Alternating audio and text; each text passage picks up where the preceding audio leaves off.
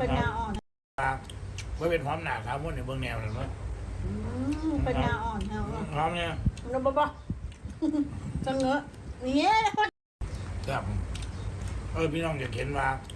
เป็นพร้อมหนาครับพวกในเบื้องแนวเลยมั้ยปัญญาอ่อนเอาพร้อมเนี่ยเราบ่จังเงอะนี่พ่อเนี่ยมันกอบผู้หิดไปนี่เนี่ยเราเรื่องการกินการอยู่นี่แหละอันดับแรกเนี่ยคนว้าเมื่อก่อนน่ะมีหน้าเมื่อก่อนน่ะมีกินมีใช้มีเงินซื้อกินของดีๆก็เพราะใช้แต่เงินคนอื่นเขาเงิน FC ที่ให้มาพอมาถึงปัจจุบันนี้เงินตัวเองก็แทบจะไม่มีกินของดีๆแทบจะไม่ได้ซื้อของดีๆกินเลยคนน่ะขอสิบอกไว้ให้เด้อตามหลักคนเฮาปกติแล้วอันนี้ก็ขอพระคุณ FC ทุกคู่ทุกคนทุกท่านผู้ใหญ่ใจดีทุกคนที่เคยอุดหนุนหรือว่าเคยสนับสนุนส่องสาวเราบอกอีสานเฮาขอบพระคุณอย่างยิ่งเฮาก็ไม่ได้เคยว่าประมาทคุณ FC แม่นถูกต้องจะว่ามาเขาก็ถูกต้องคอยได้กินดีได้กินกุ้งได้กินหมึกได้กินปูได้กินอันนั้นได้กินอันนี้กับพ่อเงิน FC ลำพังเงินข่อยบอกกล้าซื้อกินอันนี้ข่อยบอกตรงเลยข่อยบอกกล้ากุ้งมังกรตัวหนึ่งตัวละ1,000 กว่าบาทตัวละ700-800ข่อยบอกกล้าข่อยบอกความเป็นจริงเลยอย่างนี้ข่อยยอมรับว่าแม่นได้กินเพราะ FC เพิ่นส่งเงินมาให้เพิ่นก็บอกว่าไปซื้อกุ้งมังกรมากินเด้อน้องมนลูกมนดูว่าผู้เพิ่นเป็นแม่ลูกผู้เพิ่นเป็นเอื้อยอย่างนี้เนาะถ้าเพิ่นส่งมา 2,000อยากเห็นบรรยากาศโตไปนั่งกินริมทะเลกับลูกกับผัวเด้อมนเด้ออันนี้ว่าคุณสมัยตะกี้อธิบายกินดีอยู่ดีนะลำพังเงินเดือนตัวเองกับถามว่ามีบ่เฮาก็มีแต่ว่าเฮาก็บ่ได้กล้าซื้อกินสิไปกินดีถูกขาดปานนั้นสมัยแต่ก่อนคนเขารักเขาชอบเนาะคือว่าสมัยนี้คนเขาสั่งเขาเกลียดก็เลยบ่มีนะอันนี้ก็ต้องเข้าใจแล้วต้องเข้าใจข่อยนะแล้วสิมาว่าอันพี่น้องแล้วพอเขาทำคลิปมีคนดูบ่แม่นว่าเขาไปตอหลอกตอแหลเอาเงินใน FC แต่เฮารู้จักเพิ่นซ้ำไปเพิ่นทักเข้ามาบอกพี่อยากช่วยน้องมนสนับสนุนน้องมนพี่อยากให้น้องมนไปกินข้าวตรงนี้หน่อยอันนี้คือเขาทำตาม FC ที่เพิ่นสั่งมาอันเรื่องที่ว่าเอาเงินออกมาโชว์แทนการเพราะผู้ใหญ่ใจดีเขาให้เด็ดนะให้กูว่าอะไรถอดกูซูนถอดกูว่าง่ายต้องมาบ้านเนี่ยมาเหมาะแม่คือกูมือนี่พันบ่มีผู้ใดสนับสนุนเฮาบ่มีผู้ให้เฮาก็สิเอาเงินออกมาโชว์แทนการเพราะผู้ใหญ่ใจดีเขาให้เด็ดนะให้กูว่าอะไรถอดกูซูนถอดกูว่าง่ายใจจริงชีวิตจริงข่อยเขาบ่ได้มักแบบนั้นดอกข่อยอยากกินของมาบ้านเนี่ยมาเหมาะแม่คือกูมือนี่พันบ่มีผู้ใดสนับสนุนเฮาบ่มีผู้ให้เฮาก็สิไปกินคือแต่ก่อนมันก็กินบ่ได้เข้าใจนะเขาโอนมาให้10,000น้องมนต์อยากเห็นยังเห็ดเด้ออยากกินยังกินเด้อเอาพี่น้องปัจจุบันเพิ่นโอนมาเพิ่นให้เก็บไปซะบ่แล้วเพิ่นให้กินกุ้งเด้อปลาแซลมอนเด้อไปซื้อปลาแซลมอนมาซื้อกุ้งมาซื้ออันนั้นมาซื้ออันนี้มามันบ่แม่นประการอวดหรือว่าเมื่อก่อนกับสมัยนี้แตกต่างกันมากใช่แตกต่างกันมากเพราะว่าสมัยนี้คือทุกคนเข้าใจแต่ทุกคนแบบโลกมันก็เปลี่ยนแปลงไปหลายอย่างหลายแนวสงครามเขาก็เกิดทุกคนต้องเซฟตัวเองคอยเข้าใจเบิดมันบ่มีผู้ใดสิมาให้เฮากินได้ตลอดหรอกตนต้องเป็นที่พึ่งแห่งตนเคยได้ยินบ่คำนี้หั่นเพราะข่อยก็บ่ได้มีรายได้เหมือนแบบว่ารายเมื่อก่อนแล้วรายได้เขาก็พอจะใส่หนีก็แทบสิบ่พอข่อยก็สิมากินคือแต่ก่อนมันก็บ่ได้เขายังข่อยว่าเมื่อวานข่อยยังบ่พร้อม FC ก็มาว่าให้ข่อย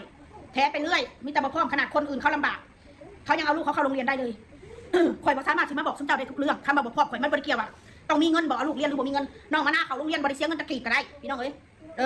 งความหมายมันบ่พร้อมข่อยมันก็มีหลายอย่างหลายแนวที่ข่อยต้องคิดที่ข่อยต้องทำข่อยบ่สามารถที่มาอธิบายให้ซุมเจ้าฟังว่าคำว่าบ่พร้อมนี่คือหยังซุมเจ้าตีความหมายว่าบ่พร้อมนี่บ่มีเงินไปเช่าบ้านอยู่ไทยบ่ทุกวันนี้อยู่ประเทศไทยเช่าห้องแถวอยู่เดือนละ1,000 บาท 2,000 บาทก็อยู่ได้บ่จำเป็นต้องไปเช่าบ้านเป็นหลังถ้าคิดว่าจะเอาลูกกลับไปเรียนหนังสือแต่ข่อยคิดอยู่แต่ว่าตอนนี้ข่อยยังบ่พร้อมเรื่องอะไรล่ะซุมเจ้าอยากฮู้อีกบ่ข่อยก็บ่อยากบอกข่อยบ่จำเป็นต้องสิไปนั่งอธิบายให้ซุมเจ้าฟังเข้าใจเนาะบางคนก็มาบอกว่าคนอื่นเขาลำบากล่ะสาวมนเขายังเข้าได้เลยลำบากกว่าสาวมนอีกไม่มีกินมีใช้แมนถูกต้องข่อยคิดไปคิดมาข่อยอยากให้น้องมานาเรียนอยู่ลาวแล้วตอนนี้ค่ะเพราะว่าข่อยยังมาปักหลักอยู่บ้านข่อยแล้วอยู่ลาวแล้วข่อยบ่อยากเซาอยู่ลาวเนี่ยไทยเนี่ยค่าใช้จ่ายมันเยอะถ้าข่อยกลับไปอยู่ไทยผมต้องยกเลิกอยู่ลาวถ้าข่อยอยู่ลาวผมต้องยกเลิกอยู่ไทยเพราะว่ายัง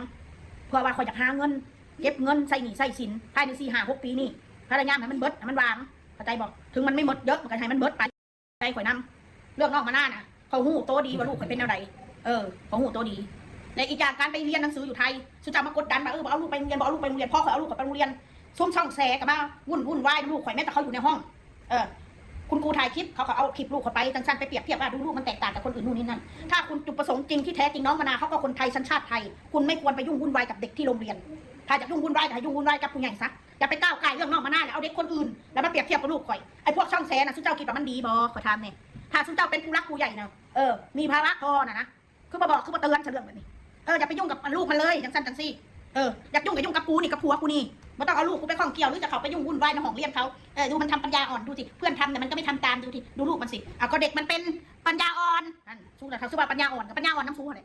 สู้ว่าในใดสักก็เด็กมันบ่เต็มสู้ว่าในใดเด็กน้อยมันบ่เต็มร้อยไปยุ่งวุ่นวายเนี่ยแต่คุณครูเขาถ่ายคลิปอยู่ในกลุ่มคลิปในกลุ่มมาออกมาได้จังไหนเขายังงงอยู่ น้องเกิดก็คือเฮาเนี่ย FC ว่าแบบนี้ต้องแจ้งนะน้องงวนนู่นนี่นั่นนะข่อยเป็นคนแบบอันนั้นง่ายๆถ้าได้บ่ถึงข้อขาดบาดตายขนาดนั้นเฮาก็บ่อยากเฮ็ดหยังช่างหัวมันเถอะเขาก็คือว่าคนที่มันเฮ็ดจะข่อยนะมันก็สิมีลูกคือกันนั่นแหละมันจะไปเอาเด็กปกติกับเด็กไม่ปกติมาเปรียบเทียบกันเด้บ่มีเอาเนาะคนขี้เกียจมันเนาะเขาสั่งแบบบ่คืนนะว่าซั่นซะบ่ติเขาสั่งสมรมสั่งอีมนมาพี่เด้อพี่น้องเด้อสมรมรักสะอาดสมรมรักบ้านพี่น้องสิมาอ้างว่ากูเคยมีเงินเป็นล้านเคยมีเจ้าเคยมีแต่เดี๋ยวนี้เจ้าบ่มีแล้วจะมีแต่ตัวแล้วตอนนี้จะมาโทษว่าข่อยคุมเองเจ้าบ่เจ้าบดตัวของเจ้าเองบ่ติเขาสั่งสมรมสั่งอีมนมาพี่เด้อพี่น้องเด้อสมรมรักสะอาดสมรมรักบ้านพี่น้อง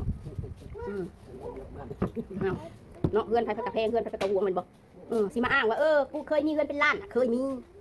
เจ้าเคยมีแต่เดี๋ยวนี้เจ้าบ่มีแล้วจะมีแต่ตัวแล้วตอนนี้จะมาโทษว่าข่อยคุมเองเจ้าบ่เจ้าบดตัวของเจ้าเองจะทำตัวของเจ้าเองเจ้าด่าบาปด่าเจ้าขึ้นลงขึ้นศาลกับเจ้าเองสิไม่ใช่ FC เขาก็มี2 ตาเขาเบิ่งอยู่เขาเบิ่งแต่ละซ่องนิสัยเป็นอะไรกูบ่ได้ว่ากูดิด่าแบบด่าจนสติแตกด่าจนจึ้งบ่อยู่ด่าจนบ่มีสติแหละนะว่าเฮาเว้าเรื่องหยังน้อยไม่น้อยเฮาเว้าเรื่องหยังคนละมาตั้งกล้องเว้าอีกเรื่องนึงแล้วประจานข่อยได้บ่ได้เว้าเกี่ยวได้กับหนี้สินน่ะด่าเฮาเป็นสาเหตุหยังข่อยถึงไหลนี้